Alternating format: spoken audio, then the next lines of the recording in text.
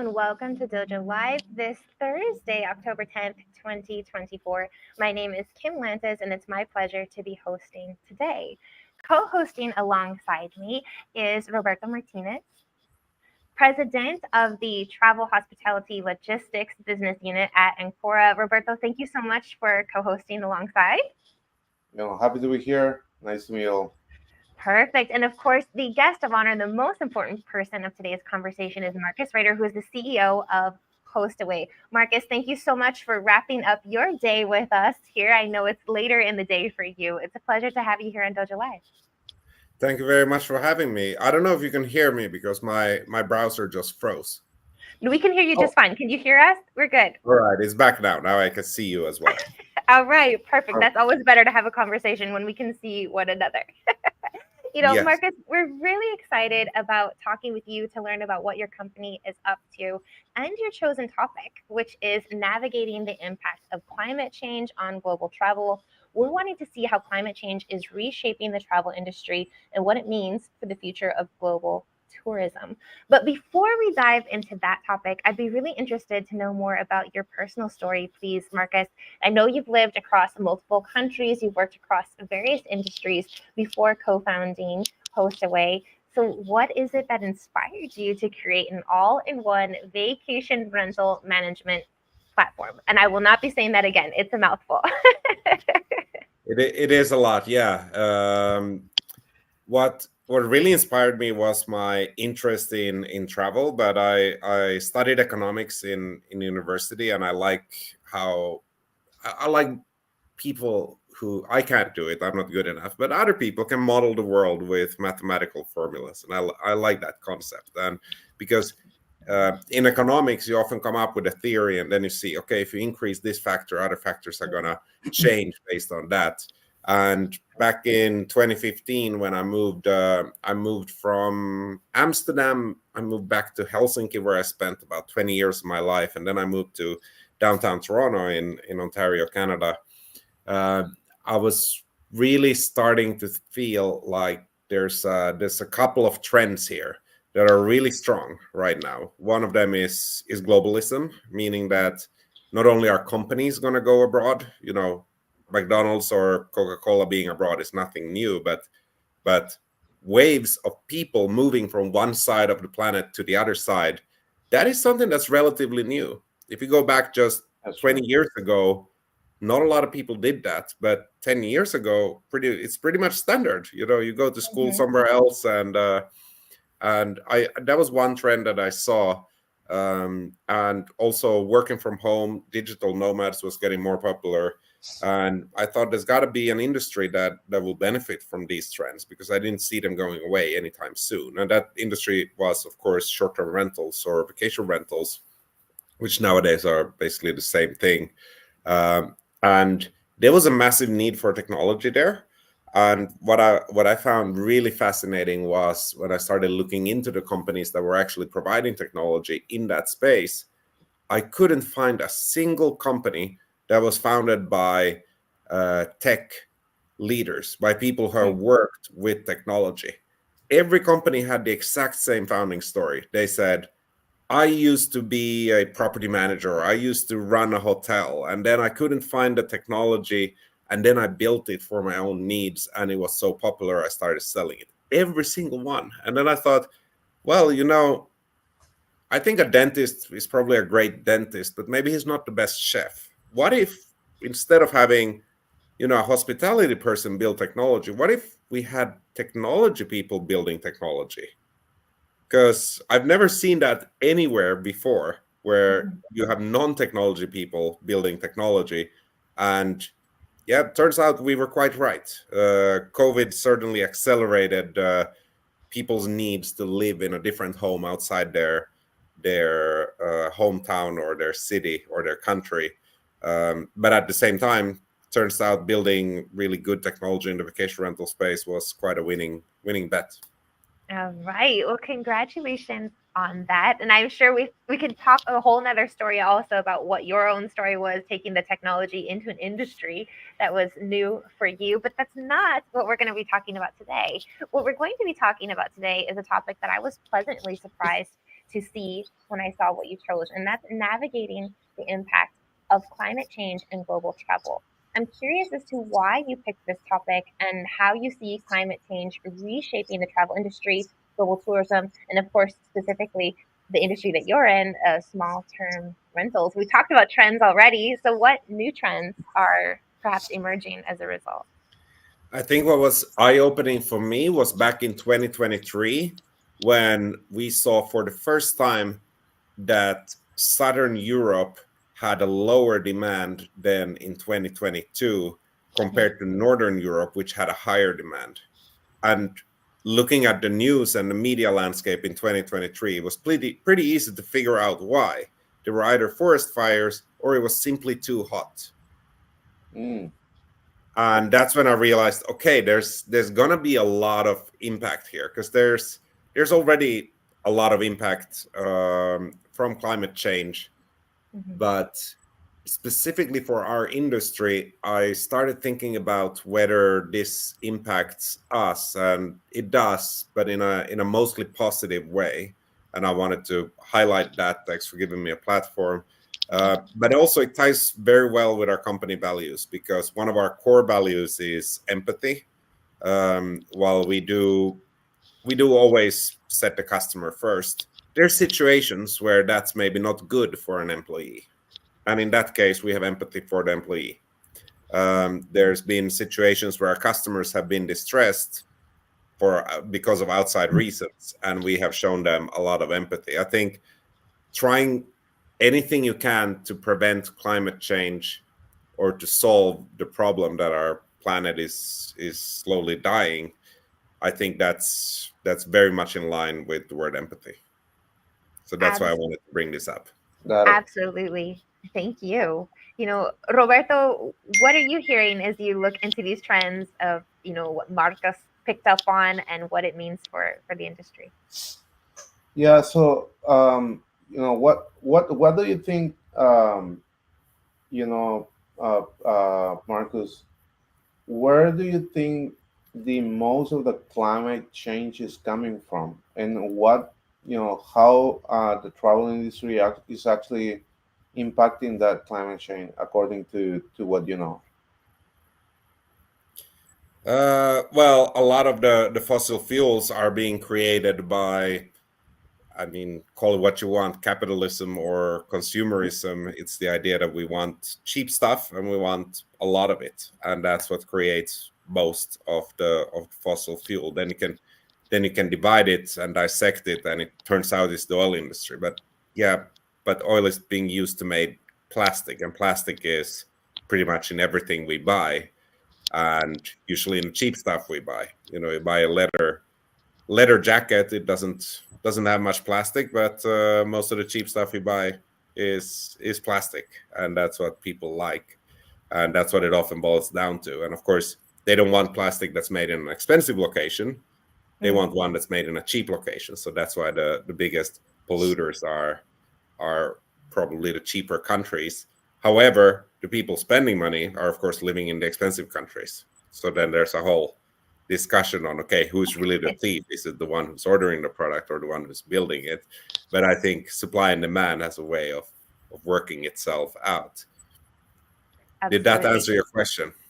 Yeah. I actually think that we as travelers, normally when we go to other place and we consume, normally we try to consume something that is disposable, meaning it is a plastic cup or a disposable plate that you're gonna use for 5 minutes when you eat, and then you throw it away.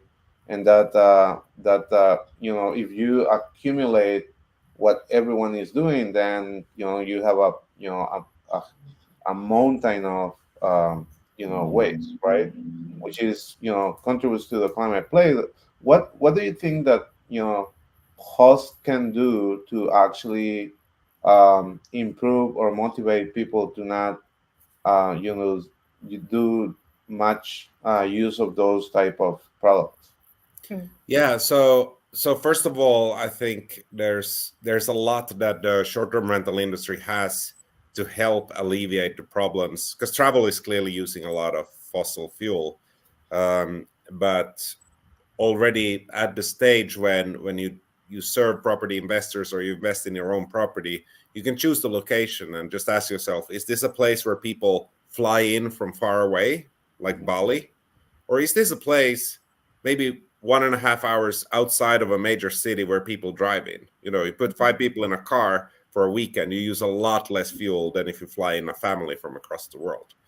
And then you can also start looking at the individual choices of the property itself. So how do you use LED lights? Do you have smart thermostats? Do you organize the do you recycle?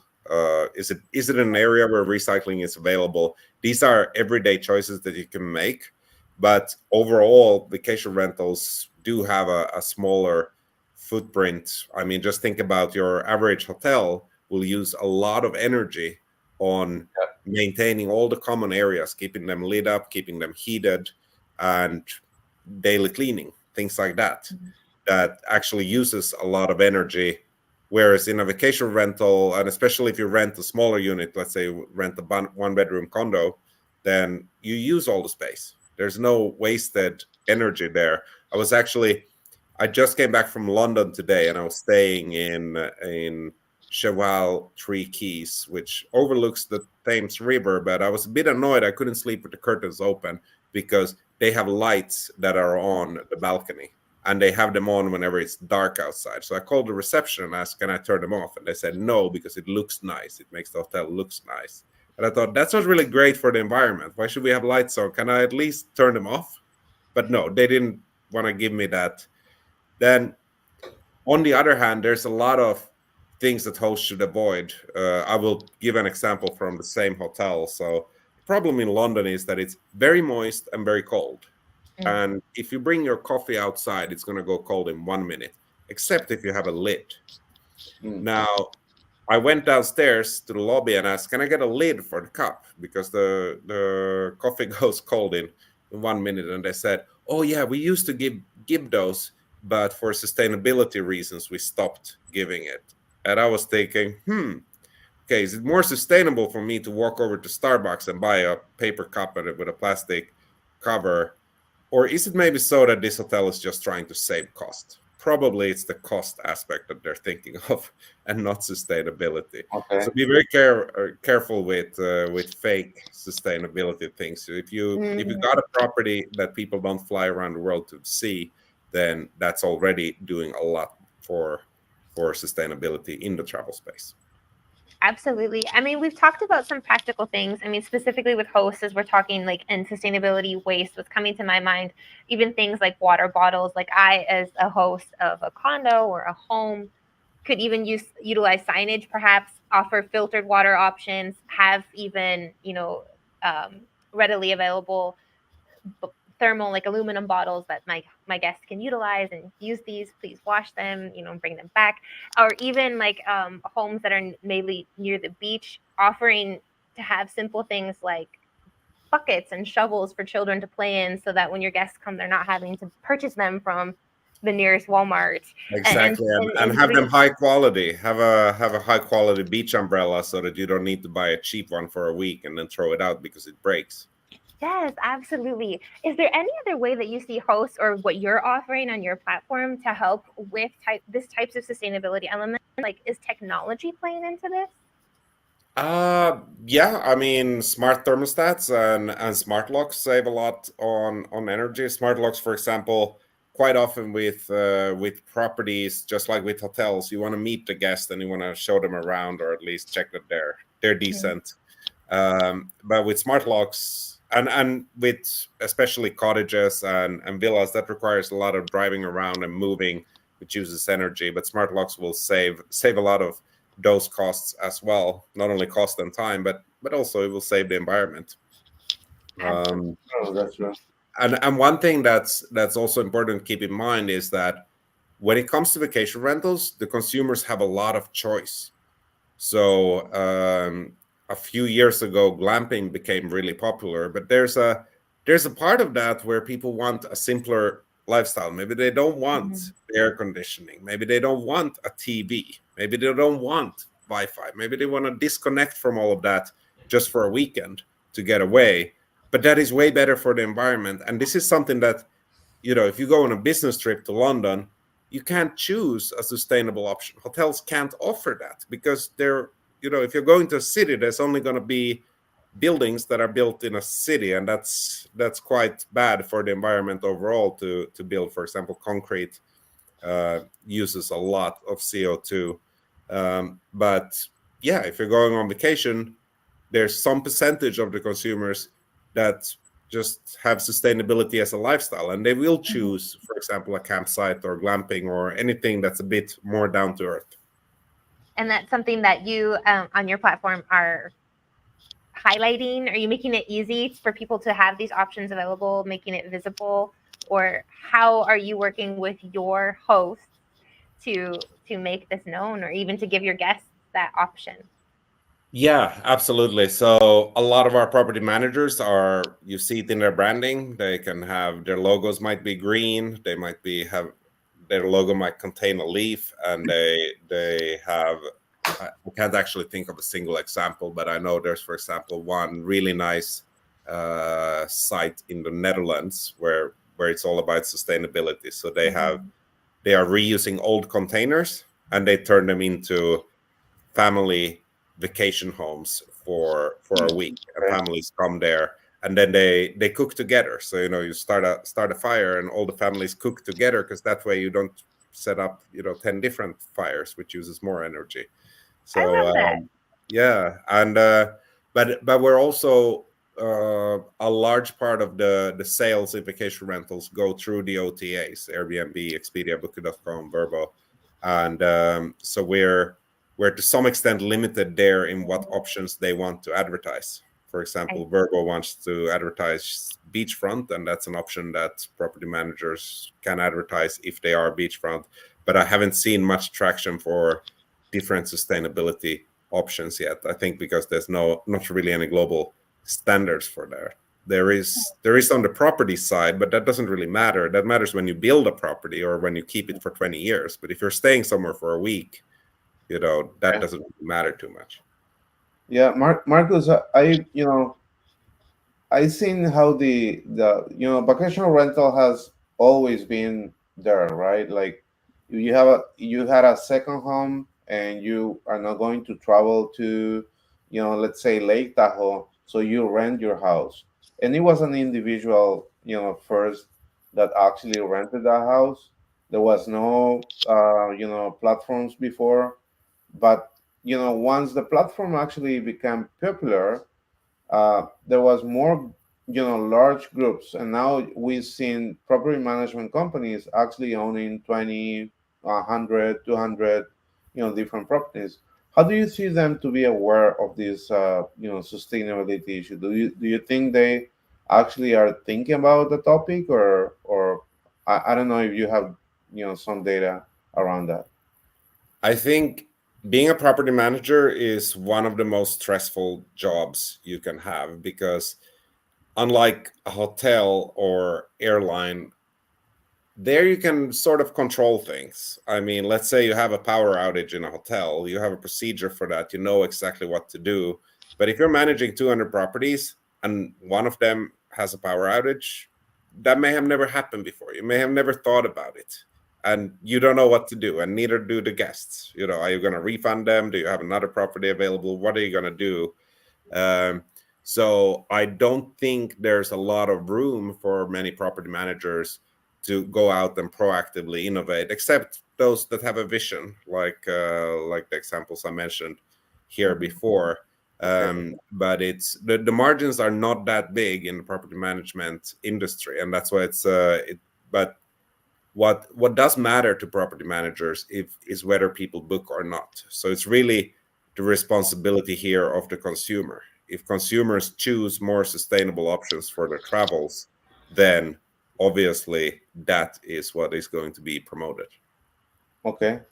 I think this is, I'll give another example. So there was no cleanliness protocol until March 2020. That's true.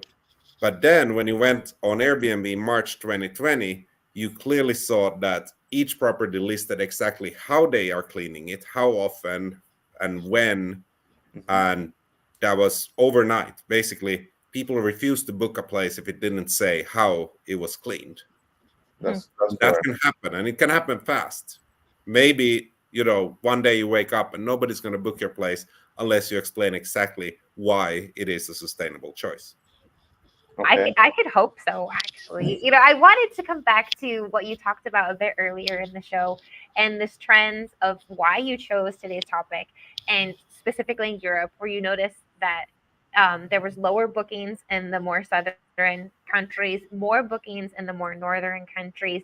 Are there other types of demands that you might be expecting from climate events? I mean, this past week, today, yesterday, a week, two ago with Elaine, and now with Milton in the United States, it's not just coastal areas anymore that are being affected by climate change. I mean, it's mountainous regions, just heat, like you said. What other trends are you kind of maybe anticipating? And also, how might property managers or people who are looking to invest in something like this, where do you see the needle headed, for example? So I will once again have to mention COVID. I don't like to do that, but the reason I want to mention it is that it changed very rapidly consumer trends that normally take decades. And my fear here is that when it comes to climate change and sustainability, the trends will take decades. Actually, they have been going on for a long time. I mean, the word vegan, for example, didn't exist in our vocabulary 30 years ago, but then 20 years ago, you started hearing about it. But it really does take decades. But I saw very interesting trends during COVID when it came to travel. So in North America, people that were used to flying or driving somewhere far away, they suddenly wanted to drive out of the city, but very nearby. They didn't want to sit in the car 8 hours. They wanted to sit 1 hour, 45 minutes, and that's it. And they wanted to travel suddenly with their friends. Before they traveled, just their family or a couple went together, but suddenly you got a group of friends who wanted to travel. In Europe, though, because the crossing the border was difficult, we saw a completely different trend. So people who used to go to a big city or maybe a beach area or maybe the mountains and stay at a hotel, they suddenly were forced to stay in their own country, and they were forced to explore options that they hadn't seen before. And that could include national parks and campsites. So we saw a massive demand spike in, for example, campsites. And you could even see on the map, the smaller the country was, the higher the demand for campsites, which was very fascinating to see. And the same thing here will happen with climate change. So now we saw with first of all, to anyone out there from Florida, I'm really sorry. I have multiple vacation rentals, and I have spent over a year of my life in Southwest Florida, in the Fort Myers Beach and Bonita Springs area that was hit really bad by Hurricane Ian. So my heart goes out to all of you. But what Helene really made clear here is that just because you're 3 states above Florida doesn't make it safe at all. And this is exactly what was predicted, well, decades ago, that there's going to be more weather events and they're going to be more extreme. So if there's a drought, it's going to be longer and more intense. And that's what we're seeing in California and Greece with the forest fires. And then if there's rain, there's going to be more rain at the same time. And this we're seeing all along the East Coast this year, actually. There's been a lot of places that were flooded even before the hurricane 2 weeks ago. Then in Europe, what we're seeing is that there's a lack of water. Spain, Barcelona is one of the most popular tourist destinations in the world. This entire winter, they struggled with no water, and the water reservoirs that they had almost ran out. They were telling people to take 1 shower a week just to make sure that they had water. Had it run out, there would be no tap water available, no water for the shower, no waters for the toilet. It didn't. It started raining just as the dry season ended. But next year, maybe it continues 2 weeks more, and then these 2 weeks out of the year, you don't have water. And then, in a lot of media, tourists have been complaining about Rome, for example, how it's too hot in August, which I must admit, I wanted to see it for myself. So I spent a week in August this summer in Rome, and well, it was hot, but it wasn't that hot, Yeah. to be honest. Yeah, But but you'd also spent lengthy amount of time in in Florida, so yes, exactly. And Costa Rica too. That was way hotter. But my point is, these trends are going to take a long time to change. It's not going to be overnight that people who used to get on an airplane suddenly want to go to a campsite. No, it's going to be much more slow and gradual. And places like Scotland will probably benefit from this. Scandinavia will benefit from this. Um, in the US, New England and a lot of Canada, and places like Oregon and Washington State will absolutely benefit from this. Um, but there's going to be states that lose out, like Florida, and places like Greece that also and Spain that will lose out on it in the long term. Okay. makes a And lot of sense.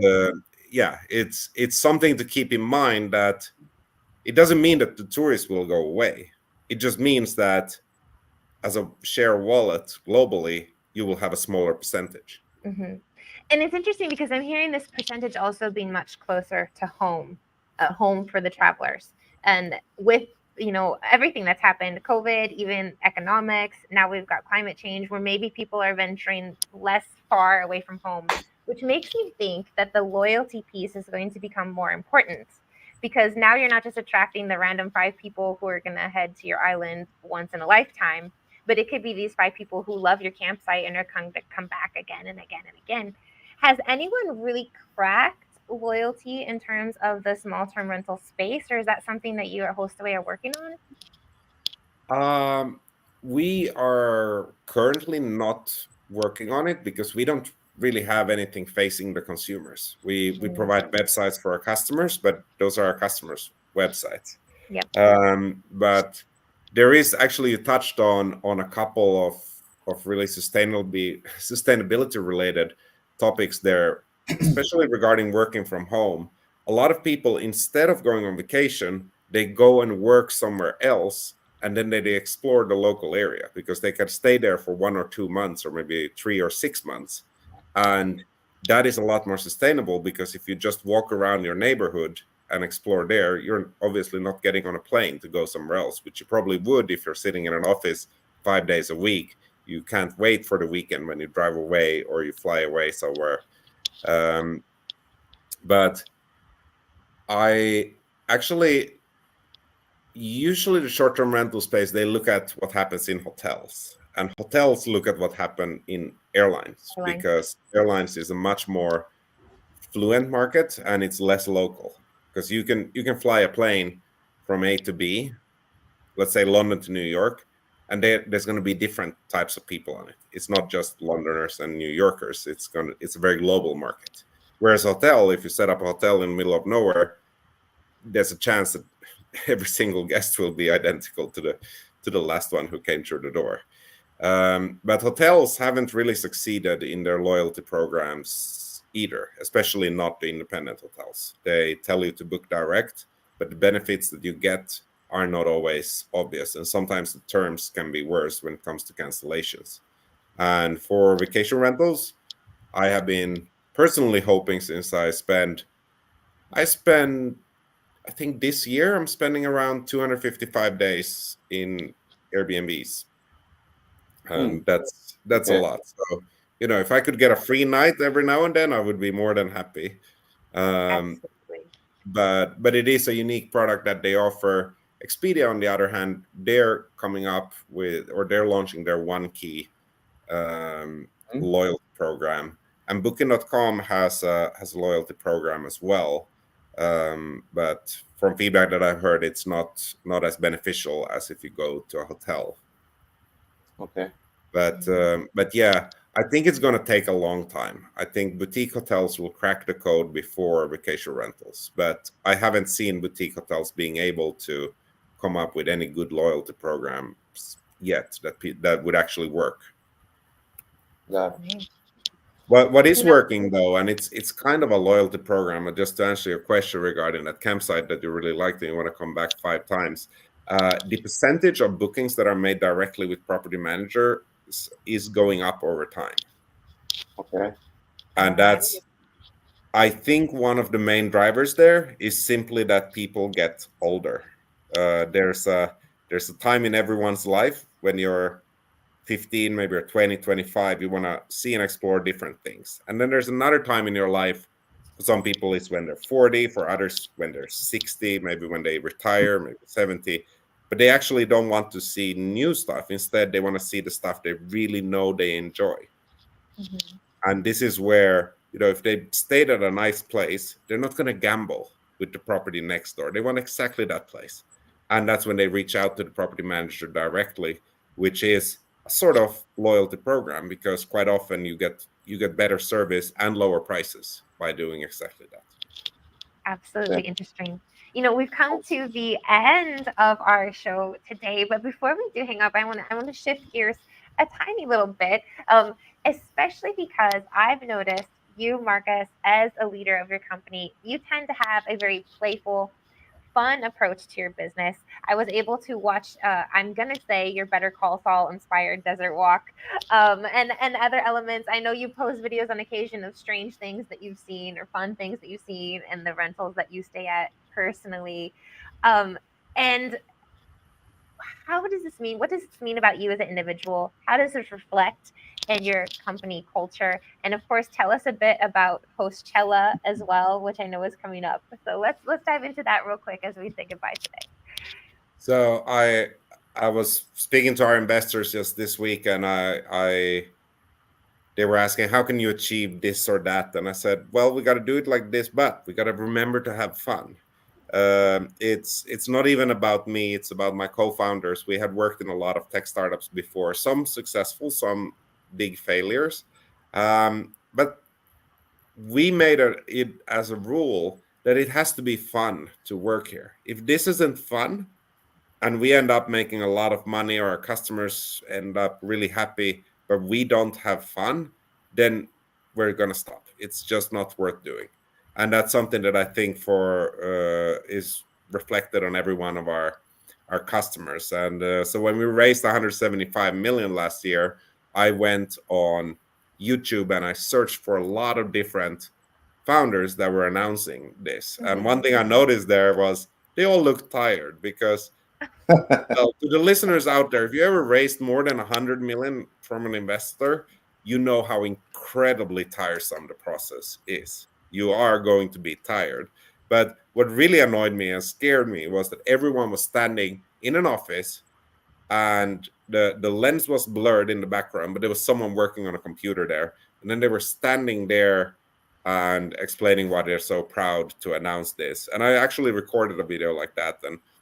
And I looked at it and I said, no, I can't do this. There's 10,000 other films exactly like that. So I called my co-founder and said, what do I do? We need to announce this. And he said, well, why don't we take a scene from Better Call Saul? Like, you go walk the desert with some bags of cash. That should do it.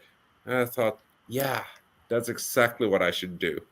And we actually found a film crew and executed this in less than 72 hours. And Wow. the whole filming only took 5 hours. And it's Wow. filmed in Scarborough Bluffs, Ontario, Canada. Wow. Where I didn't even realize there was a desert. I love it. Yeah, well, actually, it's a beach. It's not a desert. Okay. So, but there are cinematography. Yeah, there's it looks a bit like mountains.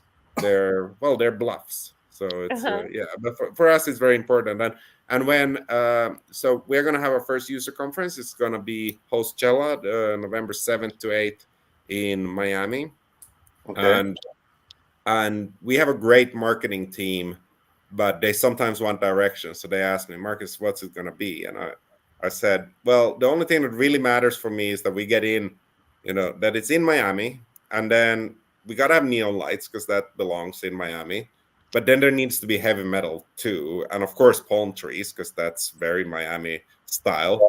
So now our logo is a skeleton playing guitar with neon light palm trees in the background, and I think that's going to be the theme of the conference. It resonates with some people. It doesn't resonate with everyone, and that's completely fine. If it doesn't resonate with you, don't come. But if you like heavy metal, neon lights, and palm trees, you gotta be there. That's the only place in the world that's dedicated to you.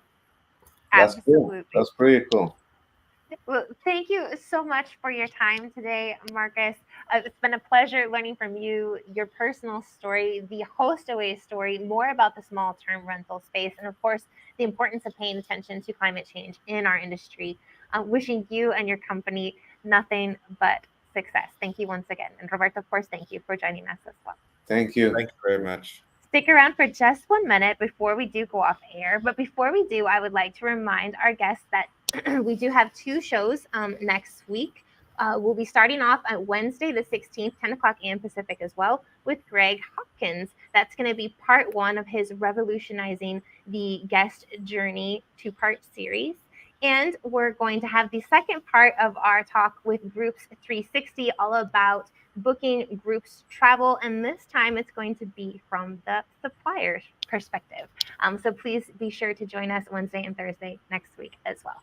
Everyone, thank you once again, and bye for now. Ciao.